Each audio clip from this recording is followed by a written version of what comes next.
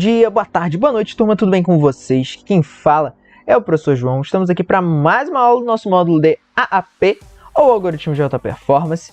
Bem, gente, na aula de hoje estamos aqui em um lugar um pouco diferente, né? Não é nenhuma apresentação tradicional, não estamos no Visual Code, estamos aqui no Excel, que eu vou trazer aqui alguns exemplos, né, para vocês do funcionamento de árvores, okay? Que é a nova estrutura de dados que nós vamos estar estudando. E essas aulas vão estar sendo divididas, galera, da seguinte forma. A aula a gente vai estar falando teórico, a aula a gente vai estar fazendo a parte prática, aula teórica, aula prática. E assim a gente vai desenvolvendo o módulo daqui para frente, tá bom, gente? Então o primeiro conceito de hoje será os conceitos básicos de árvores. Árvores, conceitos básicos. Conceitos básicos. Ok, gente? Então, árvore é uma estrutura de dados, tá, gente? Onde que eu mexo principalmente com folhas, galhos e nós, e tem tudo a ver com testes, tá, gente? Toda a minha ideia em questão de árvore, eu tenho a ver com o teste e como eu faço essa estruturação desses testes. Vamos pensar, primeiramente, no que nós fazemos normalmente para encontrar um determinado fator, um determinado tipo de dado. Vamos supor que a minha busca é pelo dado 15, ok? Vamos começar a nossa busca. Aqui eu tenho um vetor de 5, aí nossa busca começa. Ele está aqui? Não. Ele está aqui? Não. Ele está aqui? Não. Ele está aqui? Opa, eu fiz isso aqui em 4 testes. Foram necessários 4 testes para eu chegar aqui no meu 15. Até aí, tudo bem. Mas vamos supor que eu tenho algum tipo de vetor, né? Eu estou buscando o número 15, e eu não tenho aqui o número 15, eu tenho aqui um 14, por exemplo. Na hora que eu for rodar o teste, ele vai fazer como? Tá aqui? Não. Tá aqui? Não. Tá aqui? Não. Tá aqui? Não. Tá aqui? Não. E agora? Acabou. Ih, rapaz, deu problema. Ele não encontrou o 15, mas ainda assim ele fez o processamento de todos eles. Ele gastou 5 pontos de processamento. Ele teve aqui 5 vezes que o clock rodou e ele não encontrou. Então eu tive aqui um gasto desnecessário de processamento. Eu tive aqui praticamente o processamento sendo jogado fora, tempo sendo jogado fora, peso na hora de eu rodar aqui o meu código. Como é que eu poderia fazer para melhorar esse meu código? Porque não adianta só eu fazer códigos pequenos, eu preciso fazer um código bem feito, bem estruturado. Isso é a básica de programação. E se eu, ao invés de ficar dessa maneira aqui, eu organizar o meu leque, minha estrutura, eu tacar técnicas como insert, sort.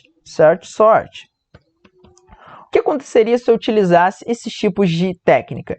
Então vamos lá, vamos botar aqui, sei lá, 2, aqui seria 10, aqui seria, sei lá, 17, aqui 24, e aqui 28, por exemplo, 28. Pronto, tá organizado de alguma forma. Tá tudo organizado. E eu ainda tô procurando 15. Vamos supor, ele vai testar de novo. Tá aqui? Não. Tá aqui? Não. Tá aqui? Opa, aqui já passou do 15. Então ele não precisou fazer esses testes aqui. Então o que ele teria, se eu não tivesse aqui ordenado e botado, claro, obviamente, uma regra, um if, para que se ele passar desse valor, ele teria que fazer 5 testes. Nesse caso, ele fez 3 testes. Opa, já diminui bem o meu processamento, meu algoritmo já está rodando um pouco melhor. Mas vamos dar uma melhorada ainda mais nesse código, ok? Vamos lá. Eu vou fazer o seguinte aqui para dar uma implementada, vou botar isso aqui como se fosse um 12. E aqui eu vou botar como se fosse o meu 15, já de uma vez. Agora, em vez de eu fazer teste por teste, que ele mataria aqui no 4º teste, né? Ele faria o teste de já está organizado com insert sort, né? De forma crescente, poderia ser forma decrescente também, tanto faz. Eu vou fazer o sistema com o meu split. Onde eu vou pegar a metade do meu nó, né? Vamos botar aqui, o 12. E a minha metade, eu vou fazer o seguinte. Vou apontar diretamente para a minha metade. E eu vou perguntar daqui. O meu valor que eu estou procurando, ele é menor ou maior que esse valor? Ele é maior. Então, eu vou descartar essas informações aqui. Deixa eu até botar aqui eles numa coloração aqui vermelha. Descarto. Não preciso ver eles. Agora eu vou para cá. Essa informação aqui, vou cortar no meio. Opa, a informação ela pode, se ela tá dúbia, eu posso pegar um deles, por exemplo, esse aqui. Essa informação é menor ou maior que essa? Ou é igual, né? É menor ou maior ou igual. Opa, ela é igual. Achei. Pronto. Já achei já a minha informação que eu estava procurando. Essa daqui. Gente, notem que em vez de eu fazer vários e vários testes, 1, 2, 3, 4 testes, eu fiz 2 testes. Isso daqui é só um exemplo em pequena escala. Mas imaginem um exemplo em grande escala, né, com muitos e muitos valores. Aqui eu tive, né, 5 valores. Mas vamos pensar mais ou menos assim num Google da vida. Eu sempre gosto de dar esse tipo de exemplo. Como o Google ele te retorna informações tão rapidamente, né? Você pesquisa lá banana no Google e ele te retorna em menos de um segundo a banana que você pesquisou, as imagens e tudo mais. Ele traz esse tipo de retorno tão rápido, por quê? Porque os bancos de dados deles, eles são divididos com esse tipo de busca, né? Tirando um e vai indo para o outro. Não ele vai buscando servidor por servidor. Imaginem que eu pedi lá, em vez de ser pesquisando 15, eu estou pesquisando banana, não é mesmo? Como eu falei. Aí ele vê aqui, opa, a primeira letra é B. A minha letra B, ela está nos meus servidores do hemisfério norte ou do hemisfério sul? Ah, está do hemisfério sul, por exemplo, né? Então todos os meus servidores do hemisfério norte são descartados automaticamente. Aí ele vai ver no hemisfério sul. Aí ele vai dividir de novo. Ele está para cima ou para baixo, né? Ele está nos extremos superiores ou inferiores. Está nos inferiores. Ele vai descendo aqui, já diminuiu mais ainda. E assim ele vai diminuindo. Então o que ele faria, digamos assim, de 1 milhão de testes, ele vai fazer 3, 4, 5 testes. Tudo isso com essa técnica de programação de árvores. E vocês podem notar também a seguinte forma, né? Conforme eu vou jogando aqui, né, essas minhas informações, notem que elas vão sendo divididas de alguma forma, né? Eu dividi no meio, né? Por exemplo, dividiu no meio, pronto, dividiu no meio, dividiu no meio, dividiu no meio, dividiu no meio, dividiu no meio, meio, toda hora. E ele fica fazendo esse tipo de formato aqui, de árvore, né? Porque eu peguei o A, dividi, tá aqui, não. Ele vai ver aqui desses dois, não. E ele faz esse tipo de desenho de estrutura. Aonde que na minha busca, ele descarta e vai para um caminho. Ele foi para esse caminho? Não. Então ele vai descartar. Foi para esse caminho? Não. Então vem para cá. C. Continua ou tá aqui? Continuo. G. Pronto, achei. 1, 2, 3 nós. Okay? E a altura desses nós também tem muito a ver. Vou dar uma organizada aqui para vocês visualizarem melhor. Pera aí. Bem, já montei aqui mais ou menos aqui para vocês darem uma olhada, né? Fiz aqui a estrutura. Olhem como é que eles estão ligados. Da mesma forma que essa daqui está. Que é basicamente isso que ele faz. Ele vai indo, descarta uma parte, não quero isso aqui. Vou para cá. Opa, é daqui para cá ou para cá? É para cá. Descarta outra parte, venho para cá. Essa ideia aqui, ela tem a mesma ideia de ramos de árvores. Porque se a gente for ver, é basicamente uma raiz de uma árvore de cabeça para baixo. Tá horrível isso aqui, né? Mas tudo bem. Onde que ela vai se dividindo. Aqui, ó. Perdão, é como se fosse um ramo aqui da árvore que ele vai abrindo seus galhos e suas folhas para assim dividindo suas informações. As árvores, quando nós fazemos esse tipo de representação, os dados eles costumam ficar ao contrário, né? De cima para baixo, né? Ficam abrindo dentre eles, igual eu tenho aqui. Essa é a diferença, né, que nós podemos colocar. E esses tipos de testes, eles nos ajudam muito, né, a diminuir o processamento, a melhorar nossa estrutura de dados, a melhorar os nossos testes que nós queremos fazer com poucos conceitos. Porém, é muito importante que nós utilizamos coisas como insert sort, o split e outras técnicas como if e tudo mais, para que esse tipo de dados, né, para esse tipo de procura, seja melhor e mais eficaz, né? Que isso aqui muda completamente um teste de vetor direto para um teste com busca binária. Bem, gente, além disso, eu posso considerar que na minha árvore eu tenho 2 grupos. Vou até pegar aqui algumas formas aqui para me ajudar a mostrar melhor como é que seriam esses grupos.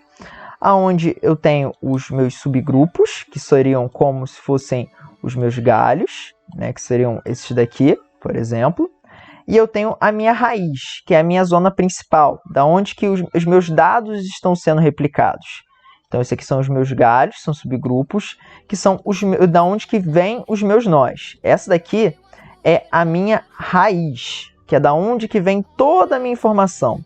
Da onde que a minha informação ela começou a ser duplicada, né? O meio dela, basicamente. E dali ela vai indo para os seus ramos. cada uma dessas raízes, ela tem os seus subgrupos, né? Onde que ela vai dividindo.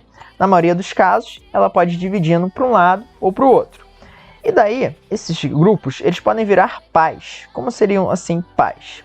Eles são informações que também vão ser divididas para um lado e para o outro. Ele não é a raiz. O único que não tem pai nenhum, né, não tem algum lugar de onde veio, é a minha raiz. Esses daqui seriam filhos, por exemplo. Filhos da minha raiz, porém são pais desse aqui. É igual uma árvore genealógica. Você tem lá no topo o primeiro, né, o primeiro conhecido, que vai dividindo e vai abrindo. Ele ali é a raiz da árvore. Mesma coisa aqui que o meu meio é a minha raiz da minha árvore. Que ela veio ali dividindo para um lado e para o outro. E se eu quero seguir um caminho, eu vou seguindo a partir dos pais. Né? Quando você for ver sua árvore genealógica, você vai ver desde lá. Você não precisa ver as pessoas que estão para o outro lado, porque você não conhece, está totalmente distante de você. Porém, quanto mais próximo você vai chegando, você vai seguindo um certo caminho. Essa é a ideia mesmo da funcionalidade de nós, da funcionalidade de altura, que nós vamos falar um pouquinho sobre isso aqui também, que são o quê? Os níveis.